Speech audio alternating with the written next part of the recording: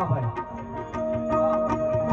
મંગલ ગઢી મહેમાન થઈને મલક હવે આવી મળે આ હગા વાલા હોવ પણ ભાઈઓ વગર નો નો ભળે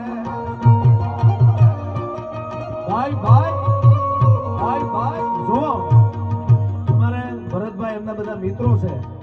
તમારે લખવું હોય ત્યાં લખી દેજો તમારે હારા કોન્ટેક્ટ હોય તમારી પાસે બહુ રૂપિયા હોય